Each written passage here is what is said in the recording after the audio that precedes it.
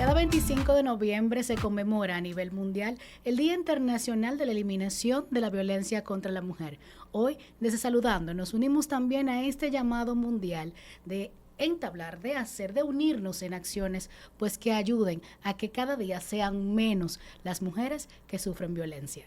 Y por eso hoy nos acompaña la licenciada Olga Cava, amiga de la casa, psicóloga experta en adicciones y traumas, para poder hablar un poquito de este tema desde la conciencia, desde la especialización directa y no solamente desde la emoción que genera cuando nosotros vemos noticias, ¿verdad? Donde la mujer es la protagonista y de una mala, ¿verdad? De una mala forma. Así que muy buenos días y bienvenida.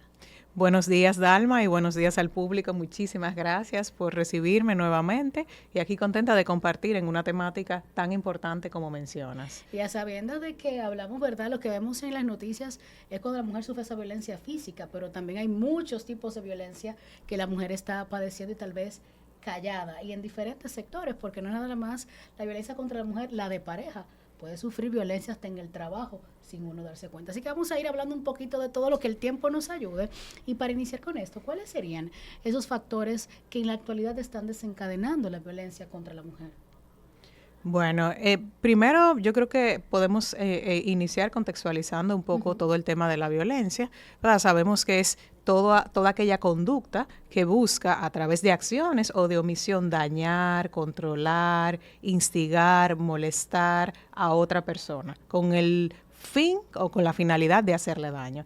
En el caso de la mujer, sabemos que es víctima de la violencia debido a que forma parte de un grupo más vulnerable, digamos, como lo pudieran ser los adolescentes, como lo pudieran ser los niños, como lo pudieran ser los ancianos, o las comunidades también vulnerabilizadas. Cuando yo hablo de que la mujer protagoniza noticias como víctima, en este punto serían los titulares que no queremos leer, inclusive en tiempos como este, con jornadas como este, con acciones mundiales como estas, y sin embargo las cifras van en aumento. ¿Por qué? Si tenemos más acción o más conocimiento hasta de buscar ayuda a tiempo, entonces ¿a qué se debe la contradicción entre la cifra y este conocimiento de causa? Bueno, yo creo que al final, como todo, digamos, en la actualidad, hay mucho conocimiento de lo que sucede. Entonces, tal vez no podríamos necesariamente estar totalmente seguros que van en aumento, sino que tenemos más conocimiento de todo esto que pasa. Es probable también que la difusión de información a través de las tecnologías esté permitiendo no solo una parte positiva, sino también ese contagio de información o de aspectos negativos que pudieran ir llevando al aumento de este tipo de violencias. ¿Por qué? Porque hay mucho más acceso también a información negativa que permite pues que esto se vaya generalizando, creo.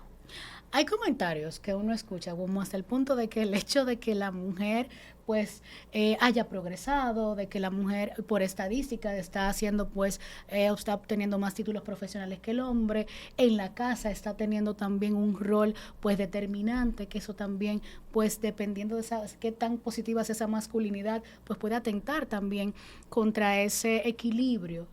¿Serían estas excusas? ¿Cómo se está utilizando tal vez el desarrollo de la mujer para utilizarlo como justificación para que se pueda ejercer violencia contra ella? Bueno, quizás precisamente este cambio en el rol, digamos, de la mujer está permitiendo que asuma posiciones tal vez mucho más relevantes, que la ponen frente a frente, tal vez como amenaza de alguna manera a ciertos roles masculinos. Y eso está permitiendo que esa mayor exposición haga que sea más vista, tal vez precisamente como esa posibilidad de vulneración. No sé si me explico, es decir, como se está posicionando más la mujer, también vemos más como, se ve más como una amenaza o se ve más como alguien que puede autoprotegerse y eso precisamente hace que haya que ejercer mucho más fuerza de parte de lo que ejercen violencia contra la mujer. Es decir, antes, si la mujer asumía una postura de sumisión, se quedaba un poco más escondida, un poco más relegada, era tal vez menos necesario ese empuje o ese castigo o ese control. O ese tú a tú de que yo te voy a enfrentar si me... Claro, en la medida en que la mujer va ganando un posicionamiento, un rol de mayor fuerza, de mayor poder, pues hace que tal vez la imposición tenga que ser mucho mayor. Yo creo que por ahí se pudiera relacionar. Y el propio desafío de ellas, ante el mismo de nosotras, ante el sistema. Y ante ese status quo. Bueno, valga que este día también viene desde el tema de las hermanas Mirabal y de cómo ellas pues rompen también un paradigma y de cómo entonces a partir de tal vez no el hecho que hubiésemos querido que se utilizara de referencia, pero tienen unas que padecer para que otras puedan entonces ganar la relevancia de luchar por nosotras. Sí, es correcto. Es decir, habrá siempre hay un grupo que está dando la cara, que está tal vez tratando de luchar con mucho más ahínco contra estas causas y por lo tanto son más vulnerables precisamente a ese ataque. ¿Verdad? En el caso de las hermanas Mirabal sabemos cómo terminaron precisamente en esa lucha. ¿Verdad? Es un sacrificio que se hace en pos de ganar por la sociedad y por el resto de las mujeres. ¿Qué tipo de violencia sufren las mujeres? Bueno, está la violencia de género principalmente, pero yo creo que es importante destacar en esta época todo el tema de la violencia digital. Dentro de la violencia digital también tenemos la violencia hacia las mujeres. Es decir, este grupo, todos los grupos vulnerables también van a ser vulnerables a la violencia digital. Entonces las mujeres también pues están recibiendo violencia de este tipo. Y queremos en este programa pues enfocarnos en ese tipo también de violencia, que como usted dice, o sea, estamos de cara a estos nuevos medios, estamos de cara a una nueva generación, a nuevas formas y modelos de gestión de hasta nuestro propio trabajo y de cómo esa mujer puede verse atentada contra ella, ¿verdad? Hasta ese mensaje de WhatsApp, hasta ese comentario, hasta ese fueguito que muchas veces lo toman por bien, ¿verdad? Puede ser un signo de alerta. ¿Cómo definimos la violencia digital? Claro. Mira, es importante aclarar que la violencia digital, lo que es la misma violencia que tenemos y que conocemos de manera tradicional, que intenta agredir, dañar, controlar, extrapolada a los contextos digitales. Es decir, en la medida en que todas nuestras acciones van pasando también a los medios digitales, pues la violencia no es una excepción, también pasa a los medios digitales. Como bien tú mencionas, hay muchas formas de violencia. Es un tema de tipo digital, es un tema que ahora mismo está en constante expansión. Hay muchísimos términos que están surgiendo que van permitiendo educarnos más en relación a lo que es este tipo de violencia. Y bueno, eso que mencionas, el fueguito, si es repetitivo, si es constante, si es sin consentimiento, si genera molestia, si daña, pues termina siendo violencia digital. Todo va a depender de la contextualización del mensaje, ¿verdad? Y de lo que signifique para la persona. Me está dañando, me está hiriendo, es sin mi consentimiento. Entonces, en ese caso, vamos entrando en la parte de la violencia digital. Cuando hablamos de acoso, cuando hablamos inclusive de control o de suplantación de identidad, que ahora se está haciendo muchísimo a través de estas redes sociales, esas también son formas de violencia. ¿Cómo actuar ante eso o qué puede provocar en una mujer estar atravesando esta situación? Claro, es decir, ahora mismo, como te decía, las formas de violencia van en constante expansión. Por ejemplo, esto de lo que tiene que ver con el acoso es algo extrapolado desde lo que la persona vivía, tal vez en su hogar, o vivía en algún espacio. Se va llevando a todos los contextos donde la persona está en línea. Es decir, con el celular andamos todo el tiempo en la mano. Es decir, que al final terminamos manteniendo un espacio de violencia, digamos, conmigo, va constantemente conmigo. Si antes el acoso o la violencia se daba en la casa, ahora lo llevamos, digamos, sin límite. Digamos, no podemos, y a todo lugar, como tú decías. no podemos ponerle como muchas veces como un stop. Entonces también esto de la suplantación de identidad, también está lo que tiene que ver con la difusión de imágenes, por ejemplo, sin consentimiento, lo que tiene que ver con el control coercitivo de parte de la pareja, dónde estás ubicada, qué estás haciendo, con quién andas, mándame un video. Muchas veces todo esto se disfraza de un amor y de una compenetración y termina siendo violencia. Entonces las mujeres evidentemente serán más vulnerables por poder permitir este tipo de conductas, por normalizar esto.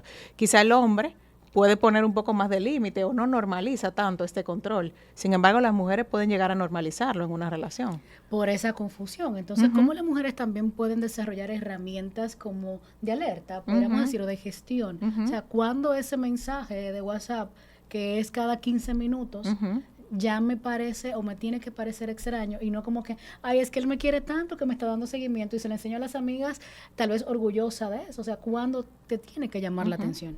Es importante que seamos conscientes del tipo de interferencia que puede ir generando como en nuestra propia vida. Para eso tenemos que ser primero conscientes de nuestras emociones, ¿verdad? De qué es aquello que me genera malestar, de qué es aquello que me genera incomodidad, de qué es aquello que viola mis límites. En la medida en que yo soy capaz de reconocer eso que está violando mis límites, yo seré capaz de distinguir si un mensaje pues va más allá, me incomoda. Es decir, en algunos casos uno se autoengaña y puede como que justificar, no, yo lo que quiero es mantenerlo informado o nosotros nos comunicamos bastante, pero en algún momento tú sientes que eso te interrumpe en tus rutinas laborales o te interrumpe en la conversación con las amigas o no te permite o no te deja querer salir. Tú dices, bueno, pero hoy no quiero salir, pero en realidad no quiero salir o en realidad tengo miedo de salir por no tener que dar esa información. Entonces, lo importante primero, el autoconocimiento. Reconocer, ¿verdad? ¿Qué me hiere? ¿Qué me hace daño? ¿Qué me hace bien? En la medida en que yo soy capaz de reconocerlo en mi interacción diaria, interpersonal, va a ser mucho más fácil reconocerlo a nivel digital. Es decir, a nivel digital se puede disfrazar un poco, pero uno es capaz también de reconocerlo siempre y cuando uno también sea consciente uno mismo de sus propias necesidades, ¿verdad? Y de lo que me daña, de lo que me hiere. Olga, yo siento que has dado en un punto como que bastante importante y es el tema de los límites, pero también de nosotras reconocer cuándo necesitamos ayuda, cuándo tenemos que aprender a gestionar cada una de esas emociones que vamos teniendo, porque tal vez también parte de la violencia que permitimos en nosotras es fruto de esas carencias que tenemos como mujeres en muchos aspectos y por eso tal vez no las reconocemos o la confundimos con otras emociones y sentimientos. Vamos a esta primera pausa del día de hoy. El tema es súper interesante. Ustedes en casa, ¿qué piensan? Vayan a dejarnos sus dudas y comentarios a Saludando RD con doble D, que volvemos en breve.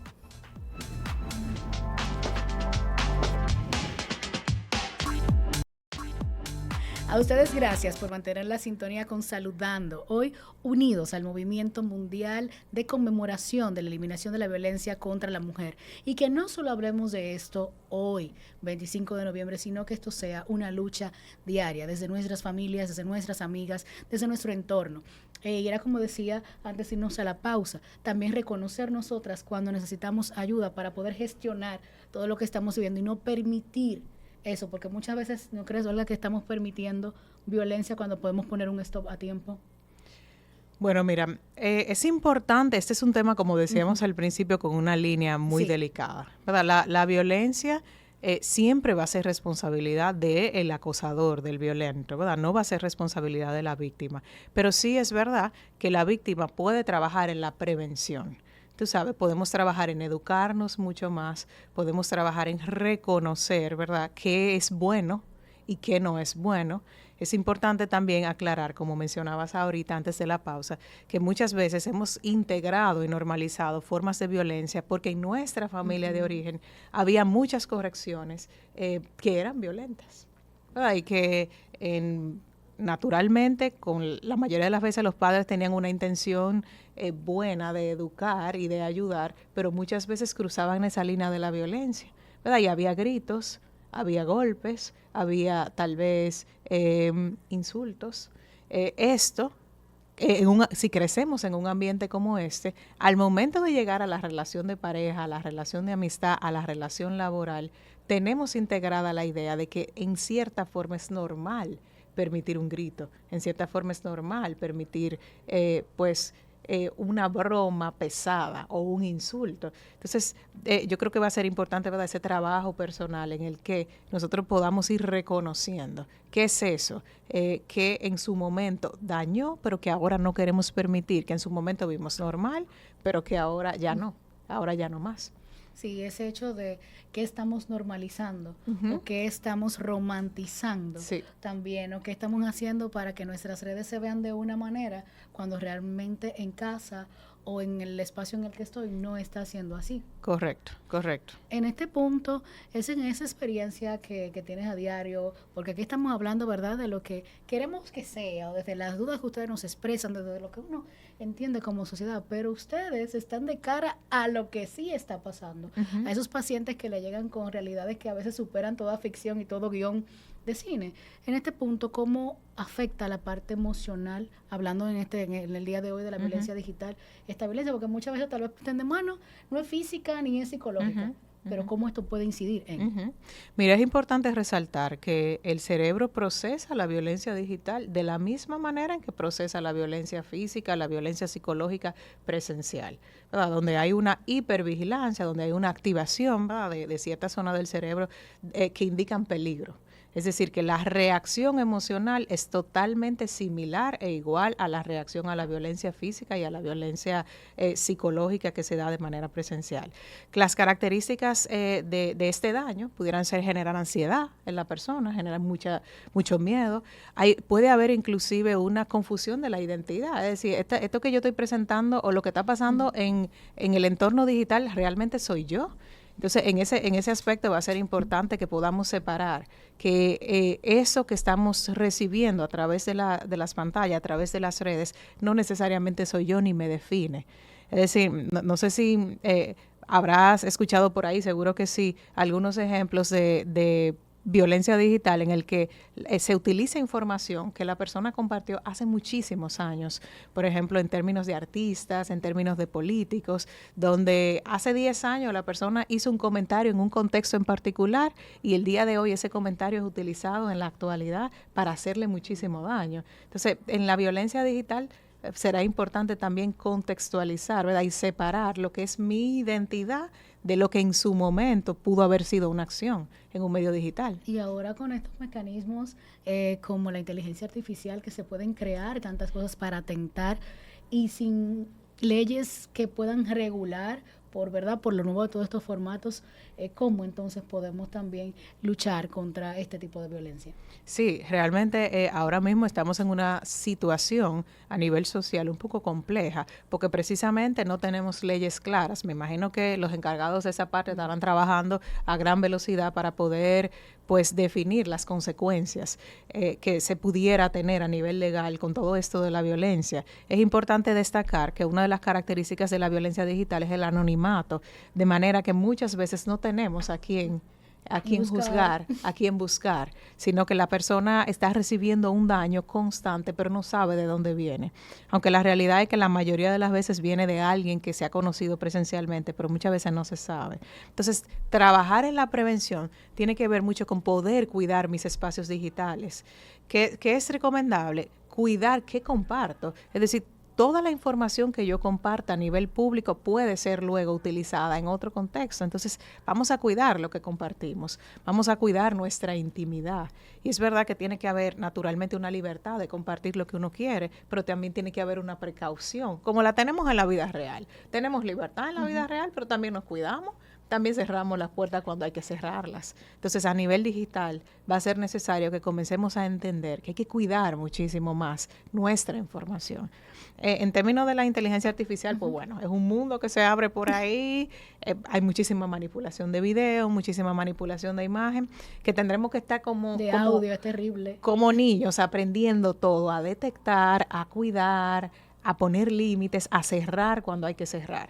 Hablabas de ese anonimato en las plataformas digitales. Cuando yo quiero agredir digitalmente a alguien, pues puedo tener un perfil falso. Y también aquí yo siento que no solamente de nuestras autoridades, también a la larga en algún momento desde las plataformas, desde esos líderes a nivel mundial, pues van a tener que buscar una solución. Tal vez, no sé, si cédula, pasaporte, o sea, que sea una identidad única dentro de las redes, porque tal vez esta permisividad de que tú puedas tener múltiples caracteres, ¿verdad?, por decir, múltiples personajes, entonces hace más fácil esta violencia digital de algún modo. Claro que sí, facilita naturalmente el que la persona pueda agredir y a la vez recibir agresión, precisamente por esa libertad sin límites que tienen las personas acosadoras o agresivas o violentas en las plataformas virtuales, en las plataformas digitales, claro que sí. Yo creo que al final esto es un trabajo en conjunto de la sociedad, es un trabajo educativo en términos emocionales de los psicólogos, pero es un trabajo también de los gobiernos, es un trabajo de las familias, es un trabajo de cualquier profesional, el poder detener, organizar un poco cómo nos estamos comportando a nivel digital, cómo estamos interactuando a nivel digital y qué estamos permitiendo. lo que estamos permitiendo también. En ese mismo mundo digital vemos el tema de la violencia, pero ¿y cómo desencadena también el hecho de la adicción a los medios digitales, al celular? ¿Cómo también puede entonces desencadenar violencia digital, pero que se refleje en violencia física o emocional en casa?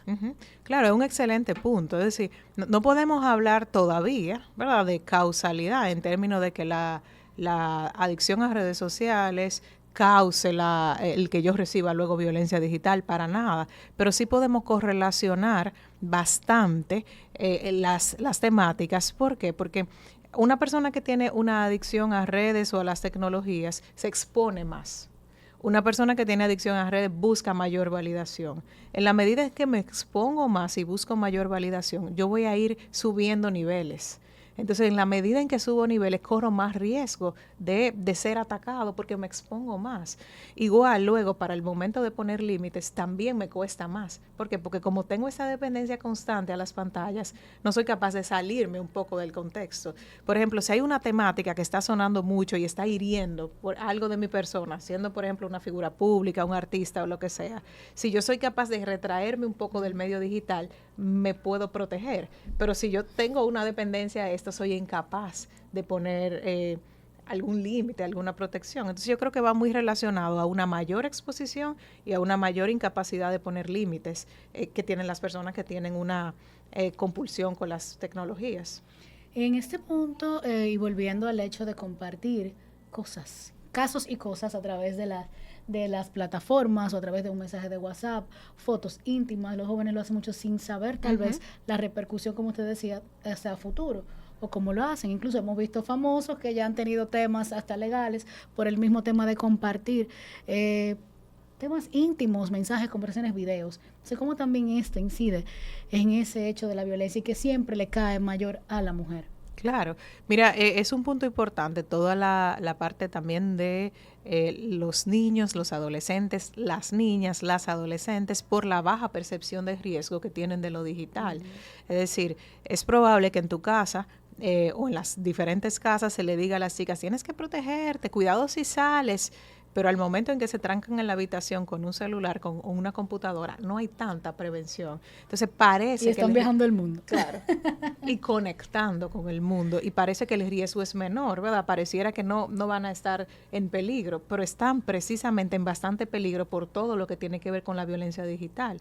Hay un término que está en bastante auge y crecimiento, que es el grooming, ¿verdad? Que es cuando las personas adultas se hacen pasar por personas más jóvenes con el objetivo de obtener información y finalmente tener algún tipo de acercamiento sexual a niñas y niños también, ¿verdad? Esto ya no es algo exclusivo de las mujeres o de las niñas, también pasa con los chicos. Entonces, importante, ¿verdad?, subir el riesgo que pueden tener. Es decir, ya un niño trancado en un cuarto con un celular no está sin peligro, como creíamos, todo lo contrario. Vamos a esta última pausa del día de hoy y en breve continuamos conversando con la licenciada Olga Cava. Quedan preguntas y voy a dejar una en el aire. ¿Solamente el hombre ejerce violencia contra la mujer o se considera también violencia contra la mujer cuando viene de otra mujer? Después de la pausa, continuamos con más.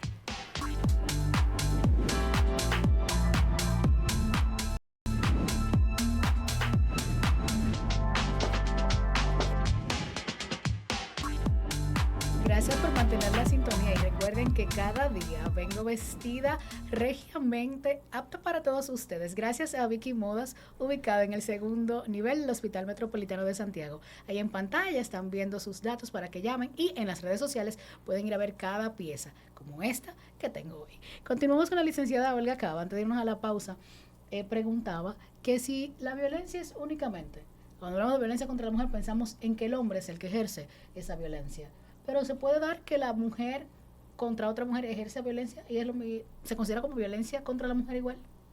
Sí, definitivamente. Es decir, quizá el término se asocia mucho más, ¿verdad?, a que la violencia venga de una instancia con más fuerza, tal vez como el hombre, pero definitivamente hay violencia contra la mujer de mujer a mujer, porque recuerda que la violencia es todo lo que tiene intención de dañar, de sin controlar. importar quién la aplica. Claro, sin importar quién la aplica. Entonces, definitivamente, muchas veces hay violencia de mujer a mujer, en un contexto laboral, en un contexto familiar, en cualquier entorno pudiera darse también. Y vamos a irnos a lo digital. Y yo sé que Sí. tal vez muchos comparten conmigo lo que voy a comentar ahora.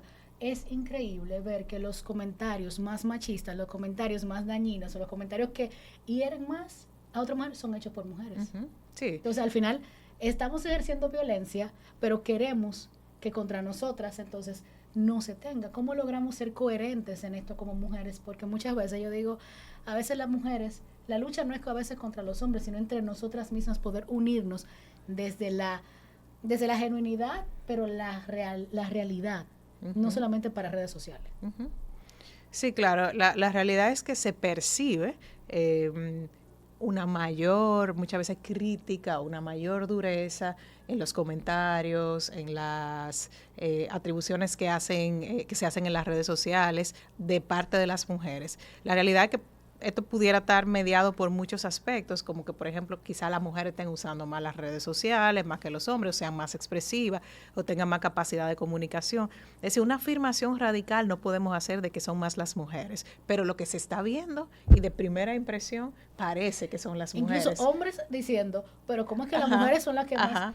Entonces, exacto, es decir, por el tipo de características a lo mejor que las mujeres esperan de otras mujeres. Y yo creo que principalmente, Dalma, tiene que ver con la idea de que no estoy haciendo tanto daño cuando hago un comentario, disfrazada de libertad de expresión, ¿verdad? Yo puedo comentar. Tú pusiste tus cosas en tus redes y yo puedo decir lo que yo quiera porque es mi libertad de expresión.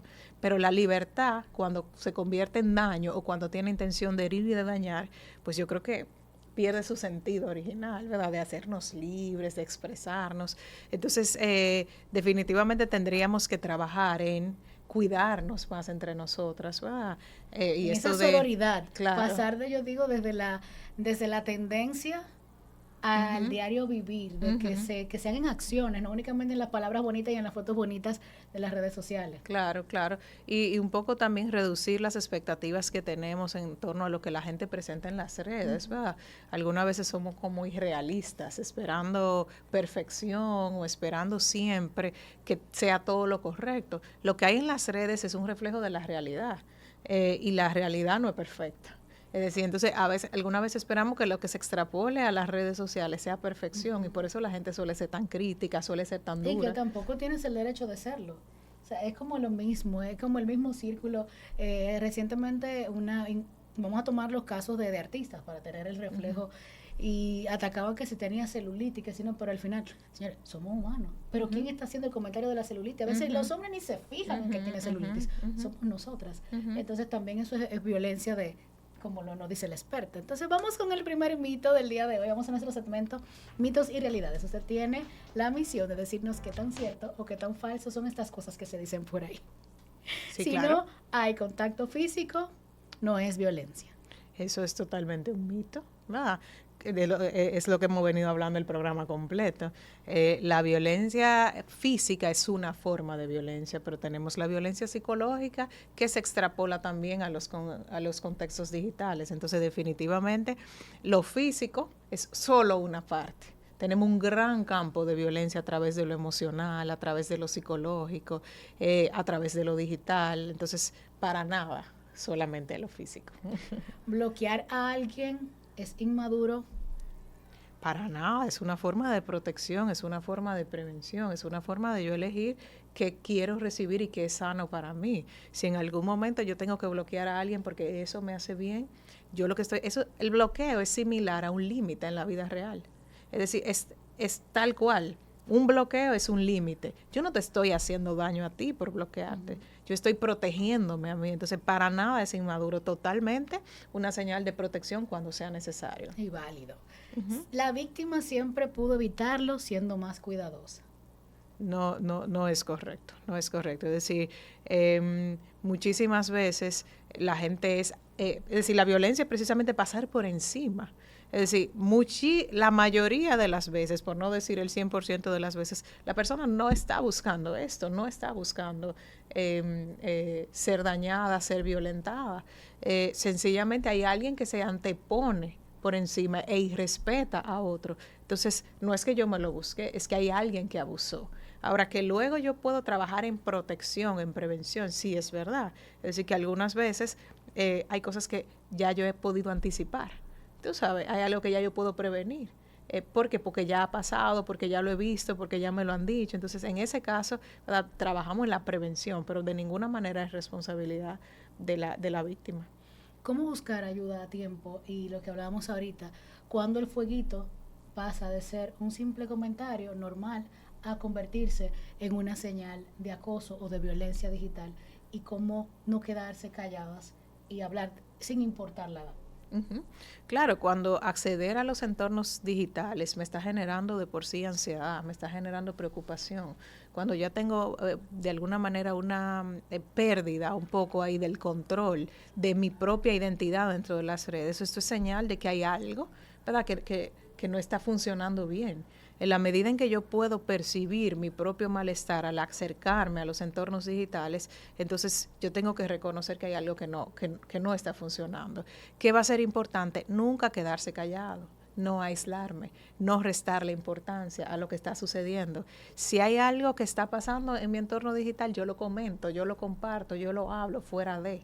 De esta forma yo voy a tener mucho más claridad de que, ¿verdad?, de por dónde anda la situación, porque desde afuera normalmente se ve más claro. Entonces, ante cualquier síntoma de ansiedad, de pérdida de control, de pérdida de la identidad, de manipulación, pues hay que buscar ayuda.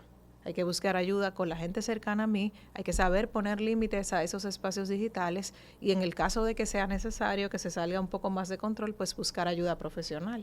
¿Con qué nos quedamos para este día? Más allá del hecho de, como yo siempre he insistido en este programa, como estamos hablando de lo digital, que no solamente es el publicar la foto en apoyo a publicar ese comentario, en esa ropa que hoy tenemos a tono más rosa, porque es el color que va más a juego con la mujer, o que en marketing, ¿verdad?, se ha desarrollado. ¿Con qué nos debemos quedar a nivel de salud mental, emocional, para que también esto pues se traduzca en buena salud física sobre este tema de la violencia y la eliminación de la violencia? Uh-huh. Es decir, lo más importante va a ser lo que cada quien pueda hacer siempre en torno al tema. Lo que yo puedo hacer por protegerme, lo que yo puedo hacer por proteger a mi amiga, a mi hermana, a mi compañera, a mi familiar, y lo que yo pueda hacer, digamos, transmitir, que impacte un poco más a todo mi entorno, ¿va?, como mi entorno más amplio. Entonces, que siempre mis mensajes busquen promover bienestar, que siempre mis mensajes busquen no herir, no dañar, no controlar. En la medida en que yo soy capaz, yo me convierto en un eje contagio para la sociedad, ¿verdad? Así como se contagia lo negativo, se contagia también lo positivo. Yo creo que es importante que nos quedemos con la idea de siempre busca el bienestar, no busques dañar, no busques herir. En la medida en que uno puede lograr eso, pues está contribuyendo a la disminución de la violencia en todas sus formas, no solo contra la mujer y no solo de género. Nos quedamos con ese mensaje recordando dónde conectamos con usted. Uh-huh. Yo estoy ubicada en el Centro Psicológico Raíz, que está en la calle Puerto Rico, en La Esmeralda, y pueden contactarme también a través de mis redes sociales, olga.cava psicóloga. Y que venga pronto, antes que acabe el año, ¿verdad? A ustedes, gracias por el favor de su sintonía. Será hasta mañana cuando nos conectemos nuevamente en Saludando. Olga, muchísimas gracias. Bueno. Bye bye.